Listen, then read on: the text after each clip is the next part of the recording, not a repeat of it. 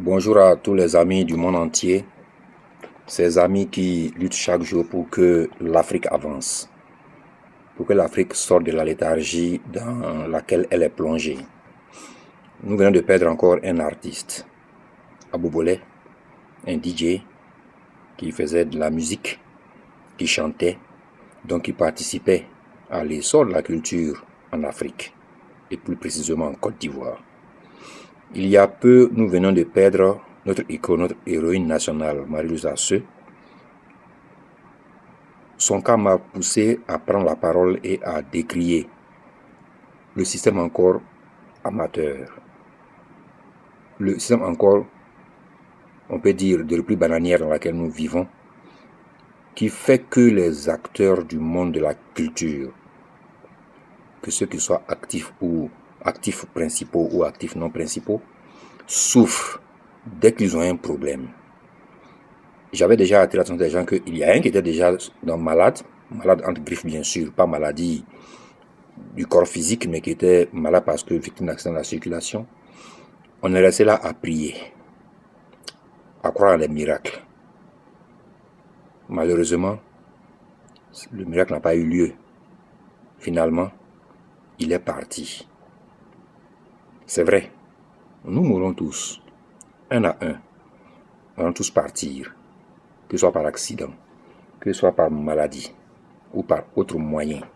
Nous mourrons tous. Mais il y a un problème qui se pose.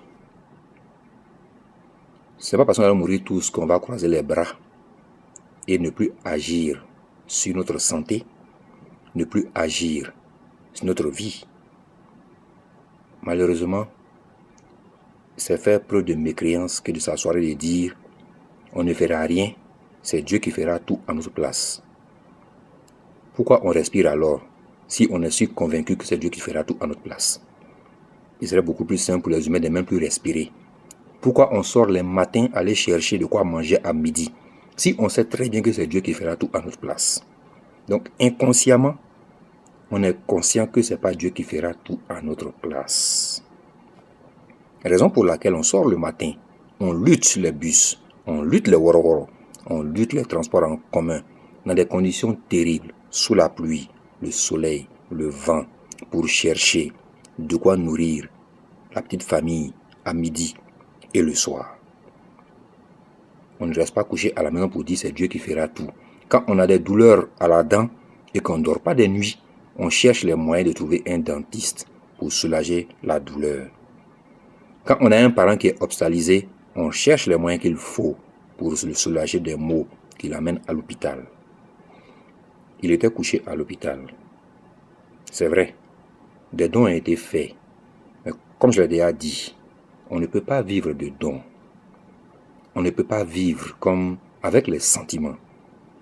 Dans une république organisée, que la Côte d'Ivoire va devenir par l'émergence justement, ceux qui ont une activité, qu'elle soit professionnelle de bureau ou de non-bureau, doivent toujours avoir les moyens de pouvoir faire face à certains besoins naturels et normaux de tous les êtres humains. Je vous le dis en toute sincérité, si c'était un artiste des États-Unis qui avait le même accident, il serait déjà pris en charge par tous les grands chirurgiens des États-Unis. Ils allaient mettre en œuvre les moyens qu'il fallait pour le sauver. Quitte à ce que Dieu prenne son âme après, ça c'est notre question.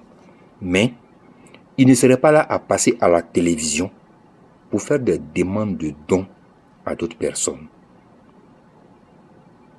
Et je crois que personne ne veut faire des dons d'ailleurs. La raison est simple.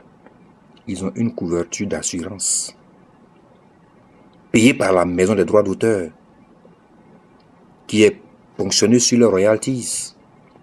C'est même comme ça qu'ils achètent leur maison, leur voiture. C'est comme ça qu'ils vivent. Si Abou Bolé était couché et qu'il avait besoin d'argent, c'est parce qu'il n'a pas d'assurance.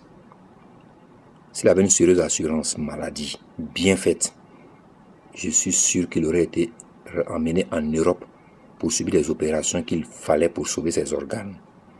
Malheureusement, par manque d'assurance, il ne peut pas être rapatrié en Europe, sauf si le président fait un don. On revient encore au même problème.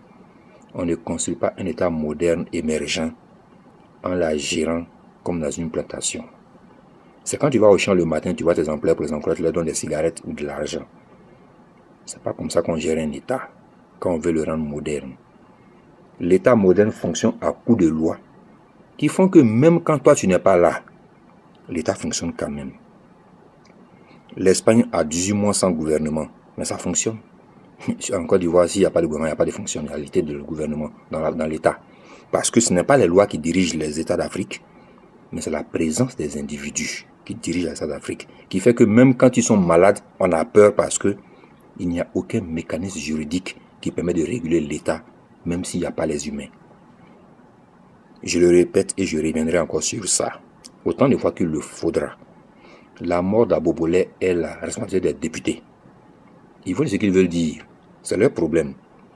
Mais je vais dire la réalité pour qu'ils sachent que c'est eux les seuls et uniques responsables de ce qui est arrivé à Abobolé.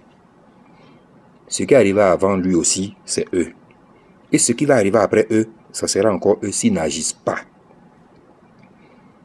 Ils ont cherché le vote de la population en faisant des campagnes pour dire qu'ils iront à l'hémicycle pour défendre les intérêts des populations ivoiriennes, quelque couche qu'elles soient. Je crois que c'est le slogan que beaucoup ont eu à dire. Il y a eu des bagarres même dans les partis politiques pour trouver des candidats. Si c'est pour venir dormir à l'hémicycle, vraiment, je ne peux pas être politicien en Côte d'Ivoire. Ça ne m'intéresse même pas d'ailleurs. Mais vraiment un autre sujet.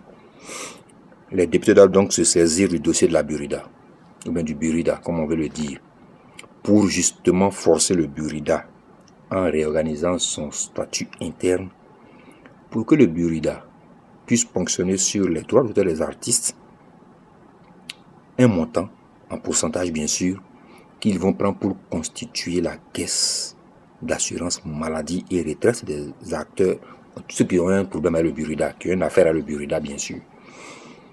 C'est comme ça que le Burida va négocier avec une maison d'assurance de la place un contrat d'assurance avec peut-être plusieurs paliers d'assurance, plusieurs couvertures. Selon tes moyens, tu prends la couverture qui te plaît ou bien qui t'arrange. Et ensuite, ils doivent donc permettre à tous ceux qui ont une affaire à le Burida d'avoir donc cette couverture médicale, cette couverture d'assurance médicale, mais aussi une couverture de retraite. Pour que quand l'acteur devient vieux ou le chanteur devient vieux, il puisse vivre quand même décemment avec une pension retraite comme on fait au privé. Quitte à déposer même cet argent à la CNPS. Donc il faut que les députés votent une loi qui va modifier le statut de fonctionnement même du Burida. On va toujours me dire, ouais, l'argent va disparaître, c'est notre question. Ça, c'est pas lié au Burida, c'est lié à la moralité même de ceux qui sont au pouvoir. Si l'argent disparaît, qu'on ne fait rien à ceux qui ont fait disparaître l'argent, là, ce n'est plus le Burida. Là, c'est une affaire de moralité de ceux qui sont au pouvoir. Là, c'est notre débat. Abobolé a produit des disques. Il a produit des spectacles qui doivent être payés. Ces spectacles payés, c'est sur ces montants justement des spectacles, de disques et des prestations qu'il a eu à faire que justement on doit pouvoir ponctionner un montant pour pouvoir construire sa retraite et aussi son assurance maladie. Qui fait que quand il a fait un accident de voiture, automatiquement, il était pris en charge par l'assurance. Qui pouvait donc gérer avec notre assurance en Europe si on voyait que les médecins de Côte d'Ivoire n'avaient pas les moyens techniques pour faire face à son cas, le rapatrier en Europe. On n'a pas besoin d'aller taper à la porte du président pour faire le rang pour qu'il puisse intervenir. En ce moment-là, c'est l'assurance qui prenait en charge tous ces frais de déplacement. Malheureusement, le Burida n'a pas encore un statut, mais c'est normal, puisque le statut doit être voté par les députés. Finalement, on voit que le pouvoir exécutif ne fait rien, le pouvoir qui doit légiférer ne fait rien, et le pire même des pouvoirs qui ne fait jamais rien, c'est le pouvoir judiciaire.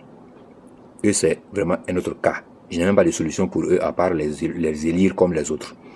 Donc, Abobolé aurait dû bénéficier d'une couverture d'assurance maladie pour que son accident soit pris en charge par l'assurance et que s'il fallait le faire partir dans un pays où les moyens sont beaucoup plus importants pour pouvoir faire face à ses dépenses de santé, des bonnes volontés peuvent intervenir toujours. Mais au moins, l'assurance allait permettre, comme caution, de pouvoir prendre son cas en charge.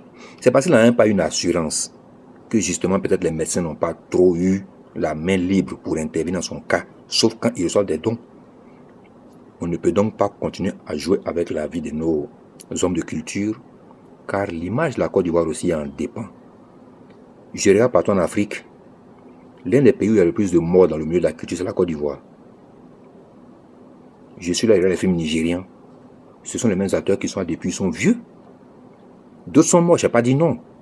Mais il y a beaucoup plus d'acteurs vieux au Nigeria qui ont commencé très jeunes qu'en Côte d'Ivoire. Le nombre de personnes, le taux de morts en Côte d'Ivoire dans le milieu de la culture est très élevé. Et la plupart de ces morts sont dues à un délabrement total de leur vie.